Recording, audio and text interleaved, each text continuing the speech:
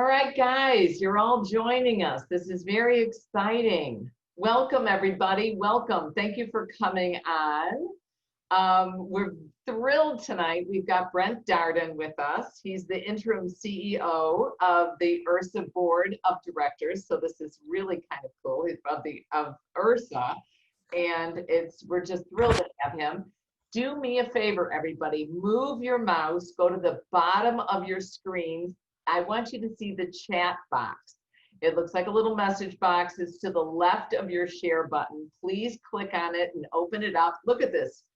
Marissa's from LA. She already typed her name in and where she's from. Please go for it, guys. We would love to know where you're from.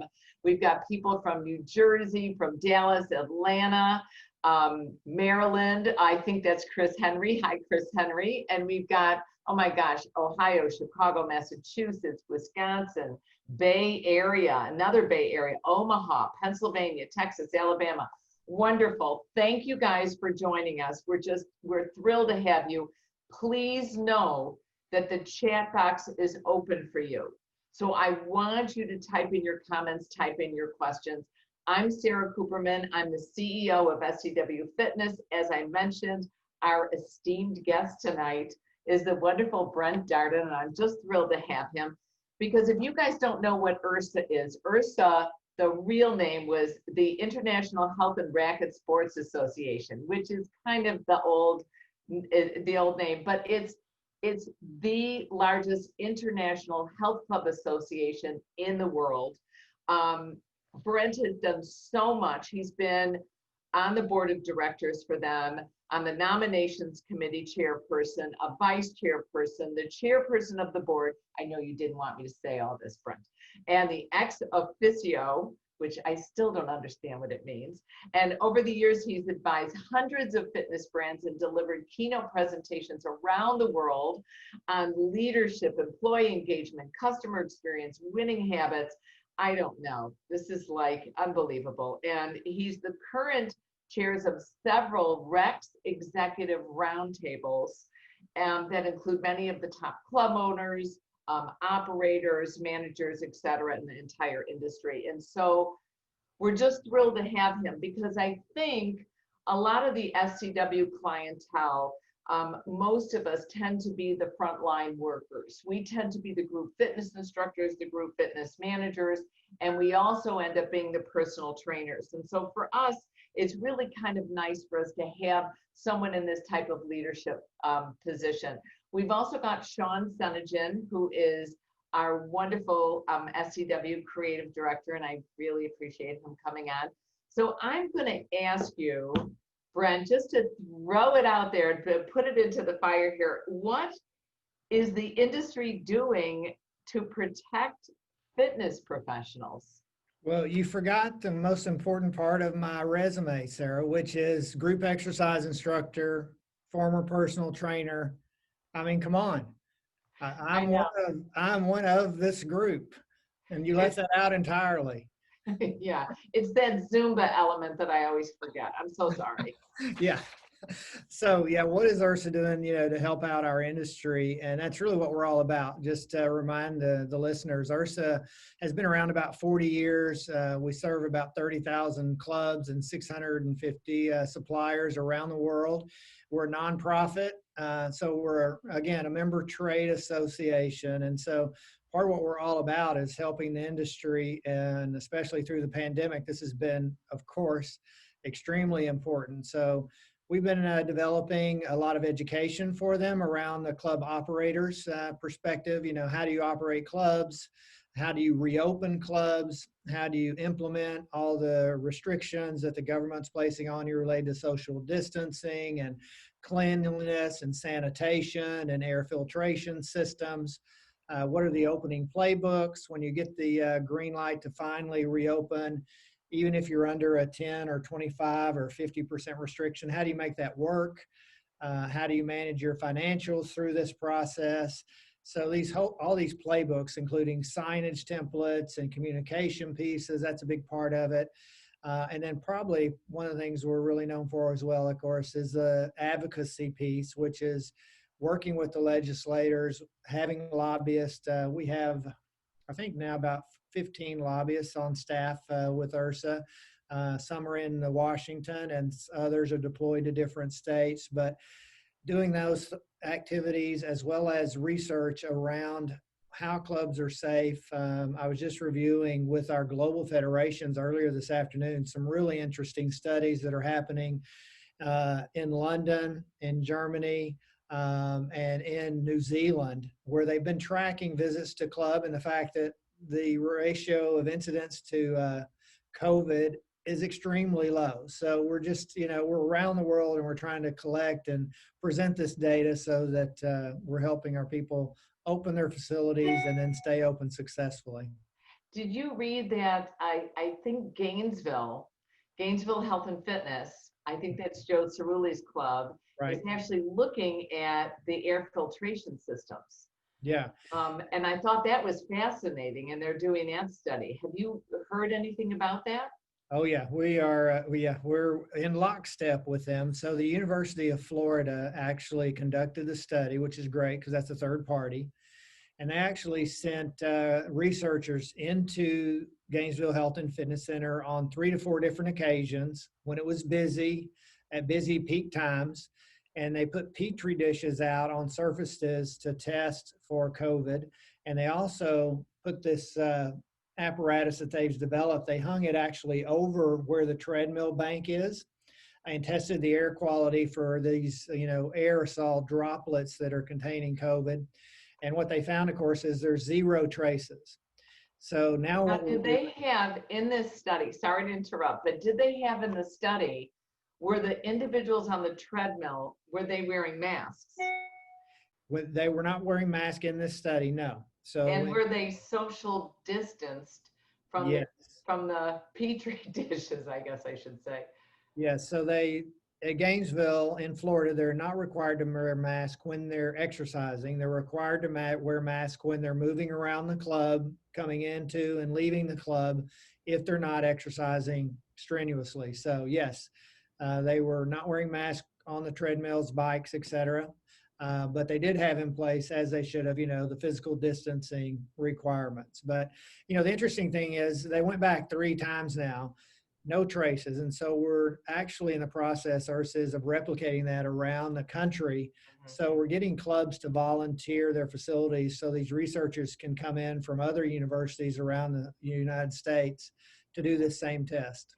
And it's very important. I mean, for everybody out there, I'm like this is so random, but my undergraduate degree, I actually focused on research methods.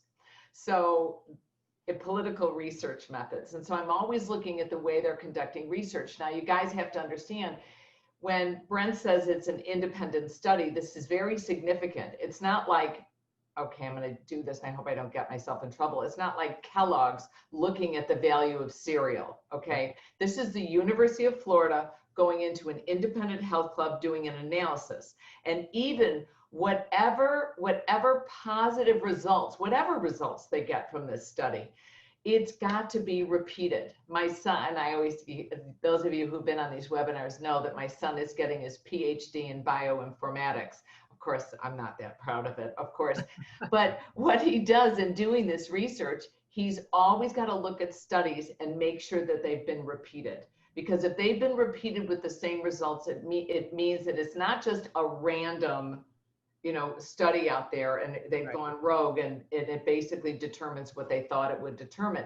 So I thought that study was pretty phenomenal. And I believe I read it through IHRSA's, some IHRSA information that came out. So I commend you guys in what you're doing with the board and with keeping IHRSA going. Can I just throw out one other thing? Because I think yes, it's really please. quite interesting. And it is a completely third party. But as we all know, the states are supposed to be doing tracking of COVID cases, right? Contract tracing them back to their origin so that they know where the outbreaks potentially could come from. Well, the state of Colorado, which has had clubs open now for months, has been doing this contract tracing extremely well. And they have got on public information on the state's health department website the information about the contract tracing and where the COVID cases have originated for over the last several months. And you'll see retail, salons, churches, restaurants, bars, all listed with the exact number of COVID cases traced back to them since opening. You know how many cases there are from all the health clubs in Colorado? 0. And it's phenomenal. And you listen to those statistics from MXM, from Blair McKinney, Right. and his research, and he says over 50 million visits to health clubs. Right. And what was the percentage? 0.0023.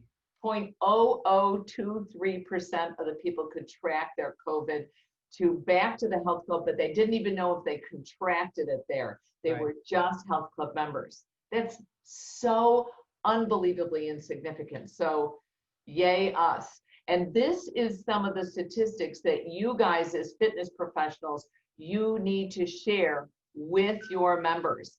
And we'll make sure that we connect you and put the links in after this webinar when we send out the recording to some of this information, because it's very valuable. We're the ones that have to share this with our communities. And Brent, I know that there's been a huge push by IHRSA to make sure that people reach out to their senators, their Congress people, to make sure that we get some political support. The governors, I know there's been a lot of push here in Illinois to reach out through the Illinois Fitness Alliance to try to make sure that we lift up so more people than 10, just 10, no matter how big or small your room is. And for a fitness studio, they can only allow 10 in Illinois. Right. Where can they go, Brent?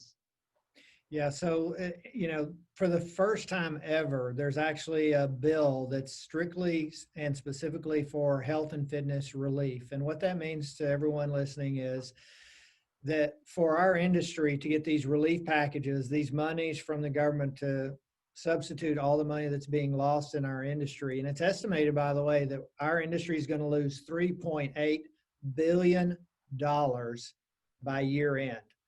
And over 300,000 health and fitness professionals, like those listening, will be without jobs by then.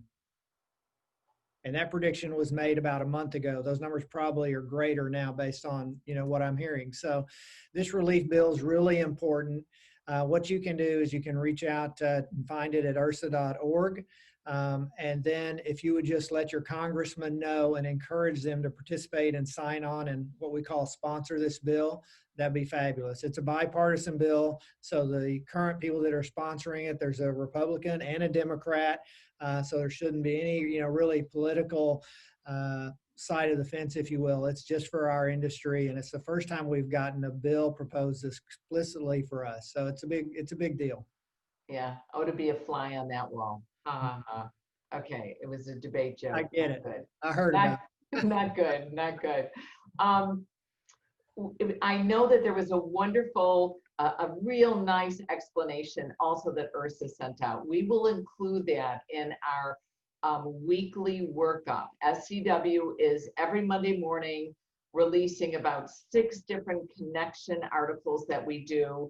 We don't retype them. There's no ads in them. It's not about our sponsors or anything. It's just whatever's going on weekly, whether it's IDEA, SCW, IHRSA, Club Industry, REX Roundtable, whomever, CanFit Pro, we're going to include a link so that you guys know what's going on.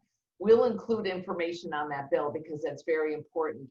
We did have several webinars on the PPP loan, the payroll protection plan, which was really focused on smaller businesses that had under 500 employees. But for larger businesses, larger health club chains that employed so many of us, they didn't get any political relief. They didn't get any financial relief from the SBA.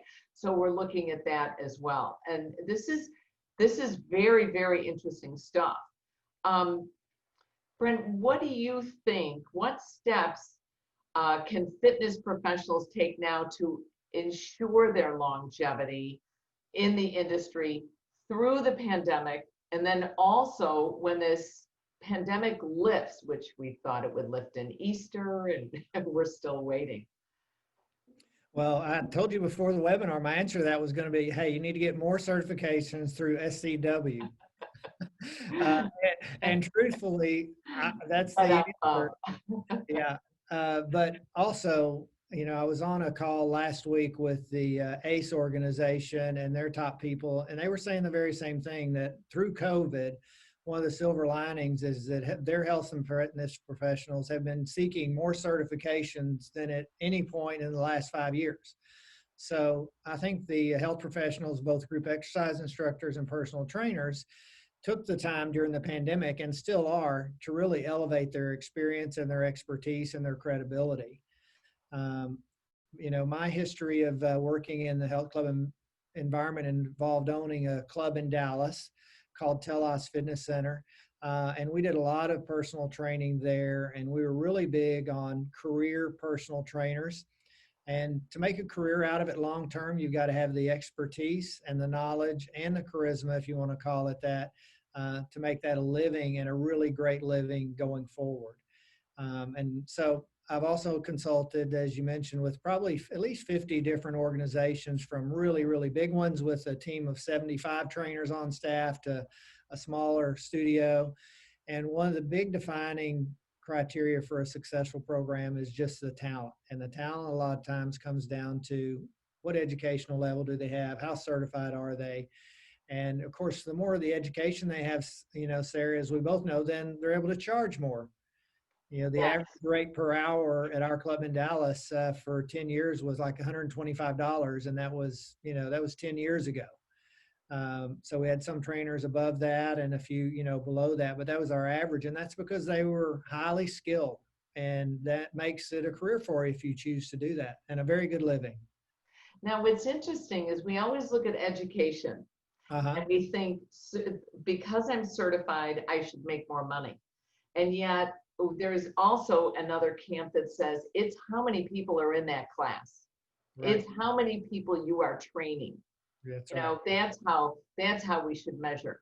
But the one thing I think people fail to draw the correlation between is, if they're going out there and they're getting certified in bar, and then they're getting certified in active aging, and then they're getting certified in a WATERinMOTION program, and possibly corrective exercise with Giovanni, Roselli, if they're going in and they're getting certified in these various programs, they also have that passion. They also have that personality. They also have that commitment. So I do look at these rock stars. What makes a rock star? It's not my resume, right? My resume does not make my rock star. But if I have that drive, that commitment, that means I'm going to pull in those certifications. We have seen the same things, Brent, at SCW as ACE has. The interesting thing that we're finding is we are getting a lot of people that are getting certified in specializations like active aging, like Pilates, like foam rolling, like I just said, the corrective exercise. Do you see that as a trend, this specialization?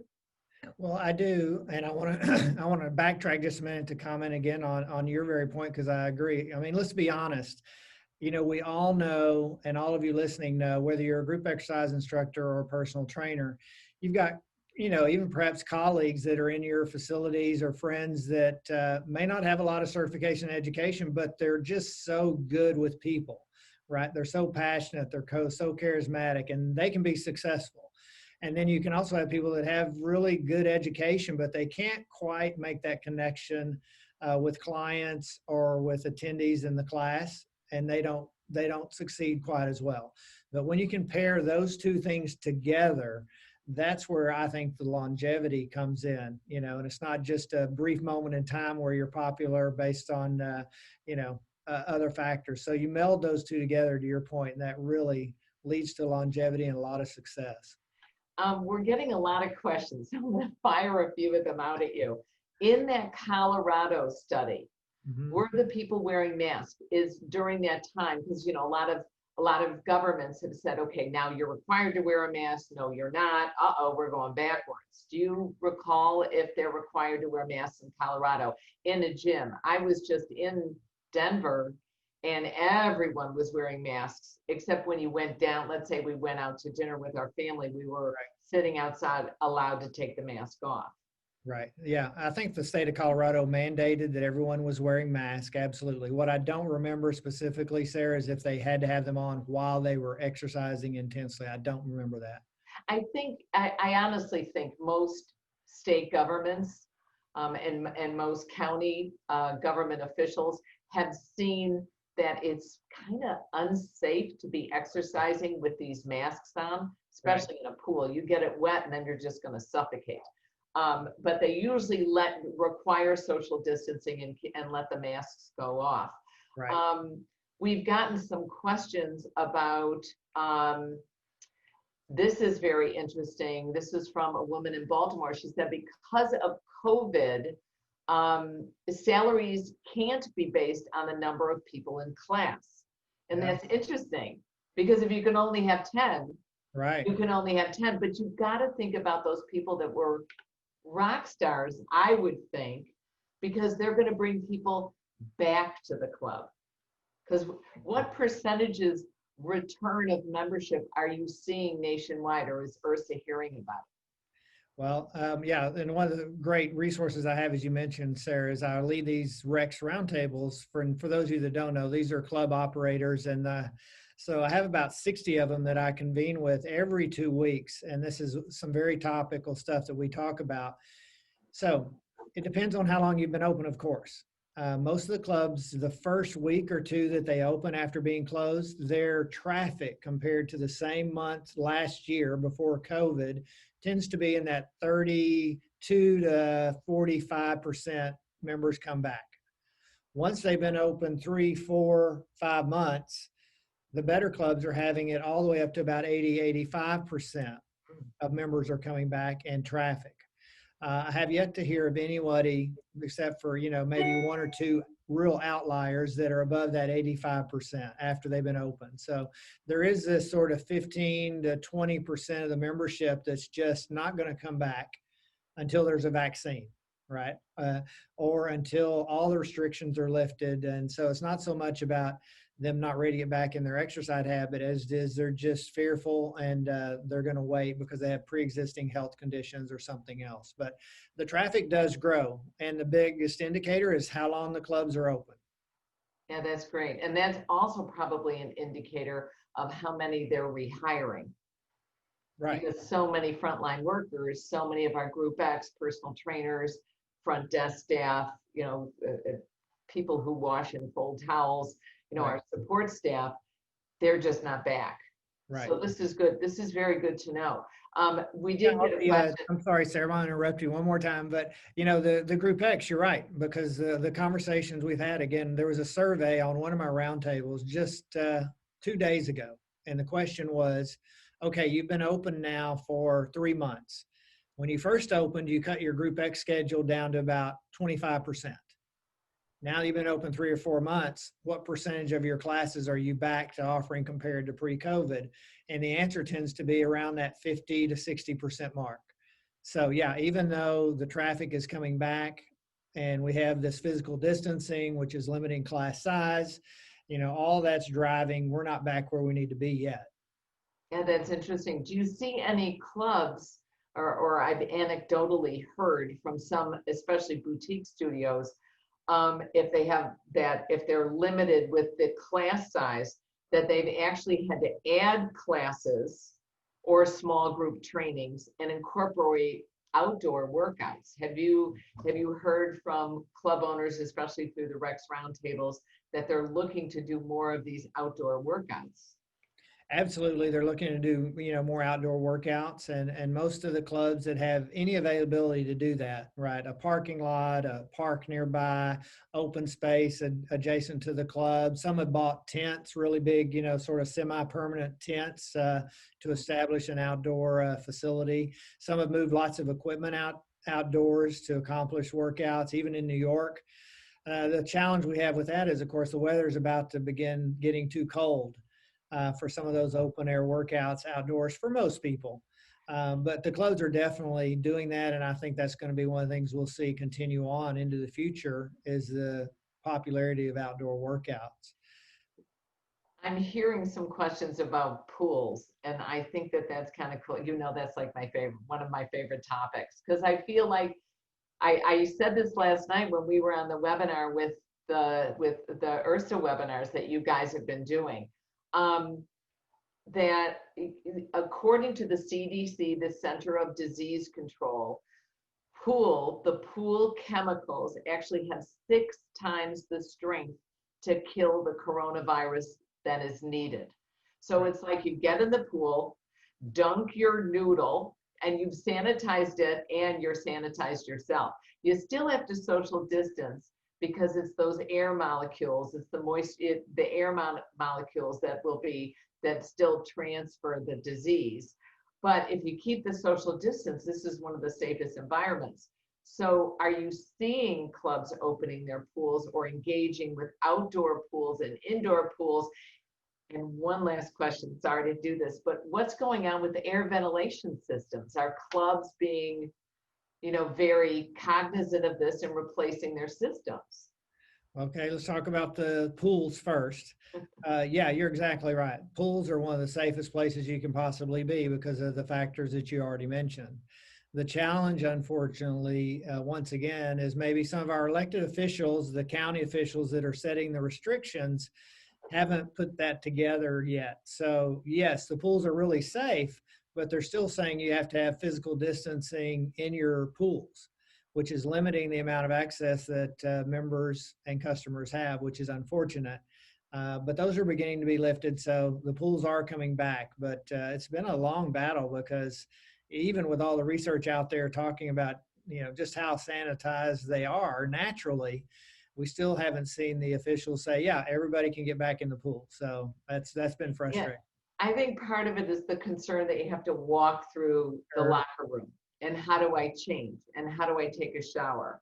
Right. And it's kind of like you got to go, well, I'm going to open this exit door and I'm going to open up that exit door and I'm going to keep them open during the workout so we get a little bit more air circulation.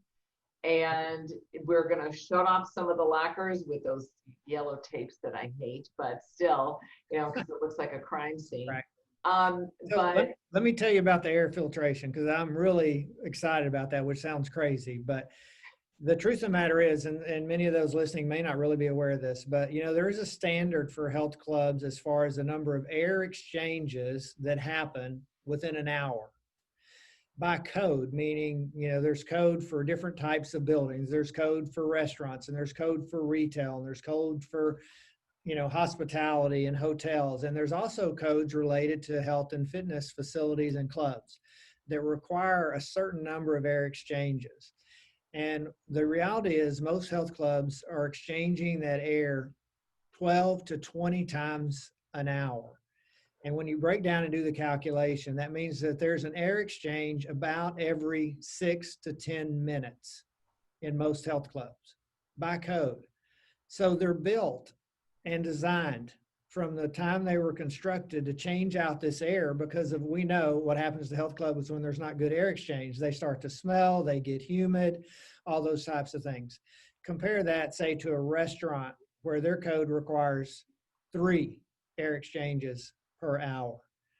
So when you hear all the talk from the CDC or the WHO about respiratory droplets and aerosols in the air, one of the main things they say that you need to do is to have these frequent air exchanges. And we're really benefited in the health club industry because if you're going to be indoors, health clubs have one of the best air exchange rates you'll ever going to find.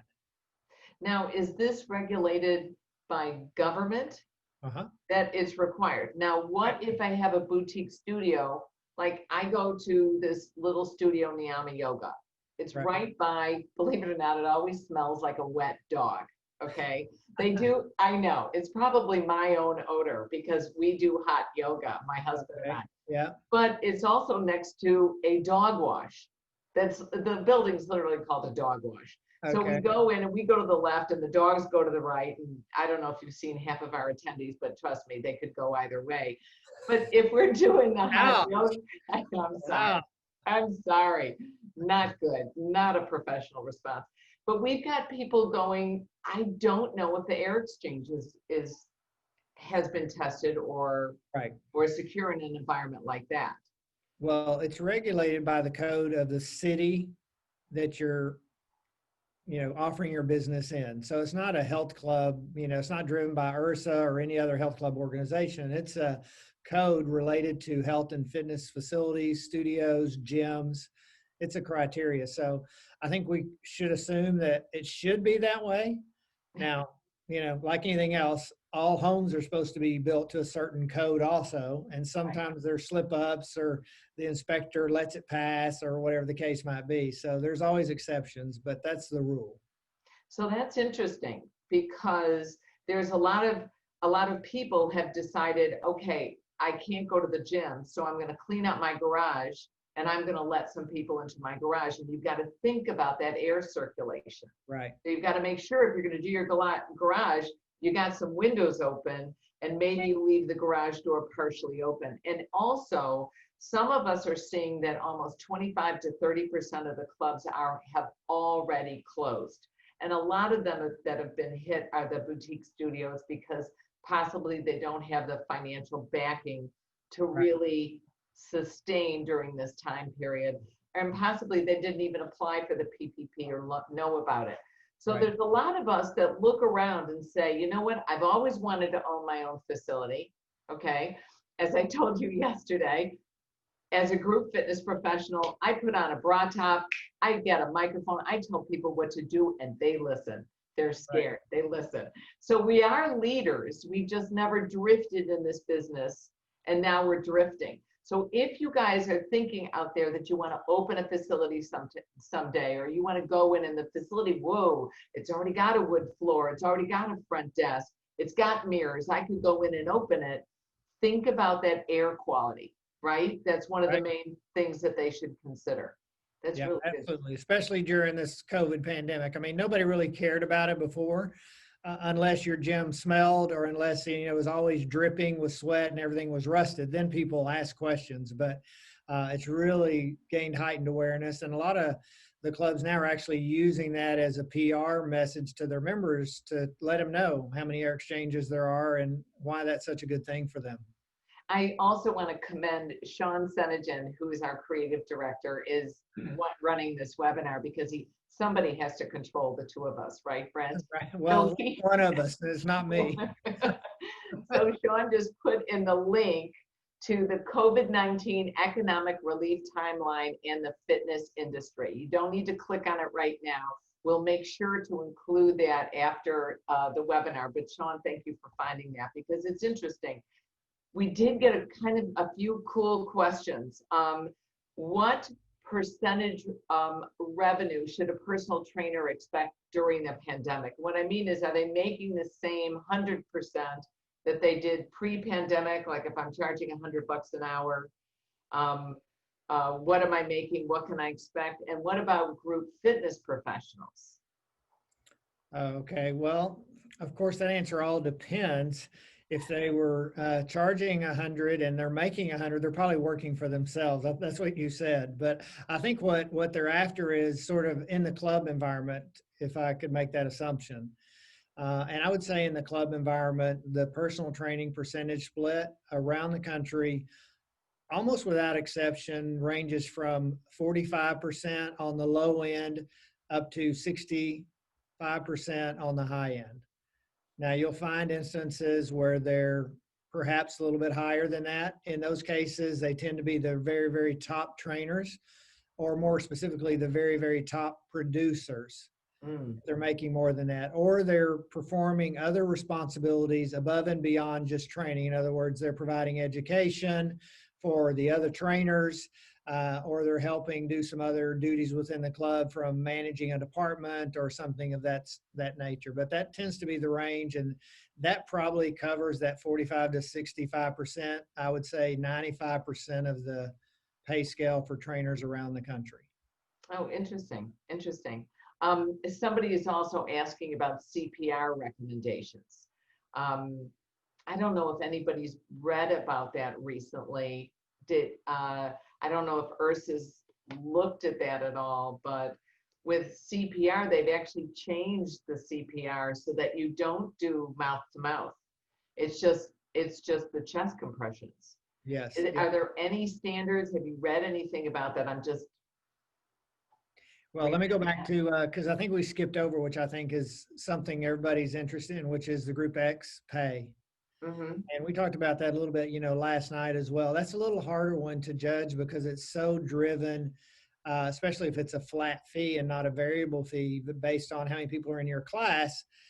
People getting paid where I live in Texas, it's a lot less than people getting paid in New York because of the cost of living, right? So there's a significant difference there on the amount of pay that the group exercise instructors are getting.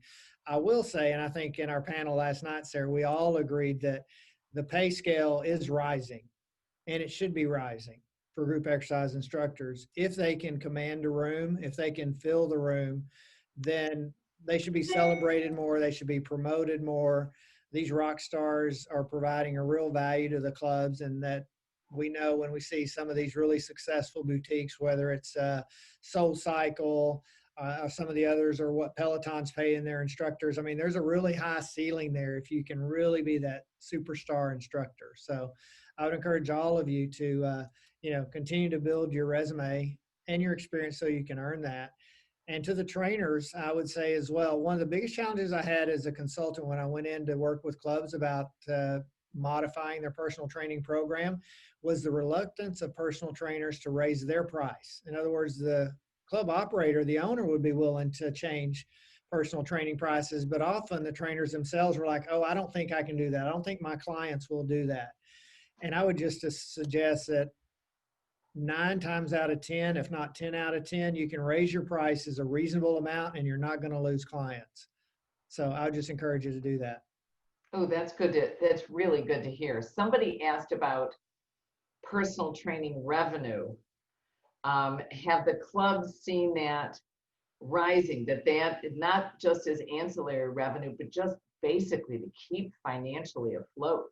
It seems that they're making a lot of money on the personal training. Well, no, I would say. What is a lot, right? Well, I would say, collectively, the club operators are reporting much like their traffic, but when they reopen, a lot of them on their dues, how much dues are they collecting now compared to the same month in 2019? And the ones that, again, have been open 3-4 months, that dues revenue has risen to where it's in that 70-80% range. If they've been open just a month or two, of course, it's down in that 40-50-60 range. Unfortunately, even those that have dues returning about 80%, most of the ancillary revenues, personal training specifically, are still down around the 40% mark from where it was pre-COVID. Now, there are some clubs that are doing much better than that, but they're really far and few between. So the ancillary revenue from small group training, personal training, certainly childcare, pro shop, food and beverage, spa is all really down, unfortunately. Unfortunately, yeah. It was interesting when you said you have to think about building your resume. Like, so many people are going back to school online, because they can and they're stuck at home anyway. Right. And they're not traveling to work. So they don't have that half an hour to work, half an hour back. So that's an hour. So that's 5 hours a week they're saving. That's huge. And you don't have to go out and shop for things. Everybody's learned how to shop online. So there's another couple hours a week. But when you were talking about building your resume, I just thought about something. We talked about this yesterday as well, Brent, where I really feel like the heart and the soul of the fitness industry was the group exercise professional and the personal trainer and the frontline worker that really went out there right away at the beginning of the pandemic and did all this stuff for free and connected and pulled the community together. And then we realized, oh my gosh, what are we going to do with this? Is a pandemic. It's supposed to be over by Easter. It's not over by Easter. It's going on. I need to make a living. I'm going to put my classes online, but I'm going to start taking donations. And now they're beginning to charge for things. And we're focusing on social media so strongly. I encourage people, think about this. I wonder if at some point we would put on our resume our social media connections, because I'm going to keep teaching my classes that are online. I mean, currently I'm not teaching online, but let's say I'm going to keep my classes teaching online and my club finally opens, and please let me in the door. I need to see my people. Give me a microphone. I'll use my own windscreen. I'll wear a shield. I'll put a mask on. I'll put, I don't know, hat and gloves, whatever I need to do. But I got to get back to my people. Right. If I keep and build my social media following, that's an advantage to the club owner, because then I can announce I'm coming back to the club. Yes, I'm still teaching my own Facebook classes, my own Instagram programs, whatever, on YouTube, taking donations, but come back, the club is open, and I'll see you there Tuesday and Thursday morning. I think that's a great value to a club owner. I mean, we were talking also about virtual training, Brent, yesterday. Right. And what are your thoughts about that, social media connections, and the virtual training that's going on outside of clubs and now are being really pulled in to clubs? Yeah, well, I think, one of the things that IHRSA has looked at and done research around for years is what gets members to belong to clubs and maintain their loyalty to clubs and that connectivity. And so we've known that the group exercise component and the personal trainers are two of the biggest drivers of community and connectedness in clubs. They develop these relationships and these connections, not only with the class instructor, but the people that are in the class among themselves, right? And with the personal trainer as well. And so digital has not changed that. It's only elevated that same perspective. It is very valuable. It demonstrates the connectivity and that sense of community and that loyalty that clients and class attendees have to their people. And to your point, it can be a really good advantage. I would only give this caveat that it needs to be a conversation with the club operator, whoever the owner or the general manager of the club you're working with is, a sit down conversation with, here's what I've been doing, here's what I plan to continue doing, here's how I'm promoting that. Because if you begin to wear both those hats in the club and out of the club, sometimes the external audience doesn't perceive a difference, and you just need to be on the same page with sort of, expectations and branding and standards and that kind of thing, waivers, all those things, that we don't like to think about that are part of it. And it's interesting. It's like, if you guys out there, if you're a group fitness instructor or a personal trainer and you're sitting back and you're waiting for your manager to reach out, or you're waiting for the director or the owner, the CEO to reach out to you, don't be afraid to reach out to them. Right.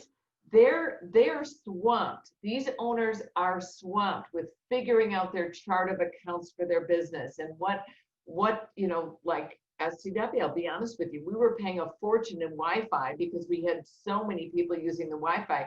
We cut it down to the bare minimum because nobody's in the office. We're all working out of home. So we're watching our finances because everything's limited coming in. If these clubs are at 30%, 40% revenue, their head is spinning and they're working so hard that they sometimes don't have the time or the energy to reach out to you. So reach out to them, be sympathetic, be understanding, and you can connect with them as well. Brent, what do you think we can expect in the next 3 months, 6 months, a year from now? Like if you had a crystal ball out there. Well, I wish I did, because I'd be doing a lot better job as the CEO of IHRSA if I did. But, the truth is it's really uncertain. We're seeing a lot of signs that the pandemic, is receding. We're also hearing some of the so-called experts say that we're going to have a resurgence and a second wave, depending on who you want to talk to. There's rumors that, the vaccine is going to be available in March, and then it's going to be really readily and widely available in June. So, but we don't know those things. So I think it leaves the future, over the next 6 to 9 months, just really uncertain. We could possibly have some clubs that are now open being reclosed if we have a second wave, and we're sure praying that doesn't happen. I do think as this begins to culminate and we get, quote, back to more normal, there's going to be pent-up demand. I mean, we've already seen that in the clubs that have been able to reopen. People are just storming the doors, ready to come back, ready to get back in their routine, ready to see their favorite instructor, even in person, right? And also their classmates, which were part of the class, and they may have lost contact with them or not seen them in person either. And so those really strong connections, I think there's going to be a pent-up demand. And then I think when the vaccine arrives or all the restrictions, are sort of limited, then I think not only are we going to get that other 20% that's waiting for that back in our clubs, but I think there's a lot of other people that have decided, and it's become unrelentingly evident that they need to be more active, right? I mean, we've heard about the COVID-15, which I think now has become the COVID 25 pounds that people are gaining. And the mental I thought health. it was just the COVID-19. Yeah, something. I don't know. But I'm sorry. and I saw a staggering statistic a couple of days ago that they surveyed Americans, and I can't remember if it was 12 or 14% of Americans considered suicide in the last 3 months. That's a staggering. It's just horrid. It's And there's a lot of people that are stressed, and in our business, we focus a lot on, physical activity and how it makes us look better and move better and feel better and all those types of things, stronger, leaner. But the mental health aspect is so, so important. And of course, I know I'm preaching to the choir, but people are going to be desperate for that. So we're excited to finally get past this because I think we're going to see a revival. That's what I've been calling it, a revival of our industry. I think you're absolutely right. And I think it's kind of telling. IHRSA picked a convention date for 2021, and Right. it's in September, right? Right. September 20 through 22. It's in Los Angeles. It was, of course, IHRSA is normally in March. We pushed it back to September. And that's really driven by three things. One, a lot of clubs that have just become opening, they may not have the funds that they want to allocate to travel and go to a show. Number two, our member suppliers, the people that sell the treadmills and the equipment and the TRX and the power system bands and Reebok equipment.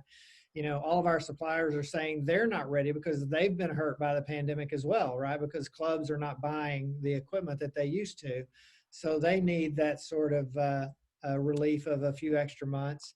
And also the IHRSA convention, as you know, Sara, I mean, it's international. So there's about 45% of attendees every year that come from other parts of the world.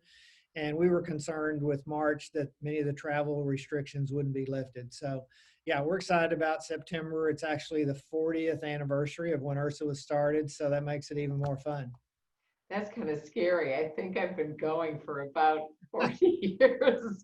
That's like, thank God Zoom's got that filter going, you gotta love that. Well, I'm Los Angeles, baby. I am so there. I'm like September. I am so there. We're looking at when are we going to open our Mania conferences, and end of May in Florida. I really want to do it, but I'm a little bit scared. Atlanta, our walkways are a little bit narrow. I know Dallas, end of August, big hotel, Fairmont, maybe. But I know September, I feel like that's really going to work for us. I can't believe this. I looked at my watch and we've already gone over. I didn't want to point that out to you, but I saw that. I figured, hey, maybe we start. I got one more question. What's my list? What is the biggest? This is your closing. You get one sentence, or I'm going to get in trouble. Okay. What has been the biggest impact on our industry and our frontline fitness pros from this pandemic?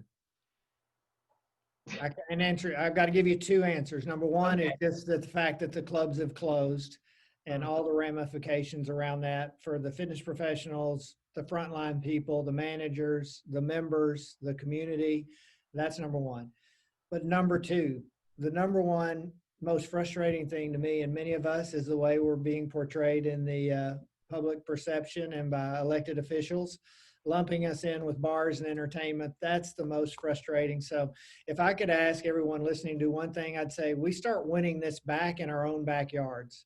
Right. make sure you're out there being the disciple and the advocacy and reminding your clients and everyone you come in contact with that all of us, we're part of the solution to this issue. We're not part of the problem. And that'd be my message. We are part of that 15 to 25 pounds. We're part of that mind-body connection and that mentality, and that's, you know, the preventing these suicide attempts. And I think we have to pass the message about the circulation, the air circulation every 6 to 10 minutes. That is hugely significant. Brent, I want to thank you so much. This has been an extreme pleasure, and getting to know you. And also, I think all of us on this call really want to thank you so much. Want to thank you for taking on this interim position, because you gave up a lot to do this, and we sincerely appreciate it. So thank you for doing that. Well, thank you. And I just want to commend you as well. We talked earlier, and I want the audience to hear too. I mean, this is new. You have the URSA CEO and SCW working together. You were on our webinar. I'm on your webinar. And the COVID epidemic has brought a lot of us together that should have been together before. And this is the first time you and I have really had conversations in the last month. I know, it's great. It's like, what are we going to do tomorrow night when we don't have a webinar? I don't know. Yeah, all right, guys, we're going to say thank you for joining us. We'll see you all later. Thank you, Sean, for running this webinar. The recording will be up tomorrow afternoon. Take care. Have a good night. Stay safe.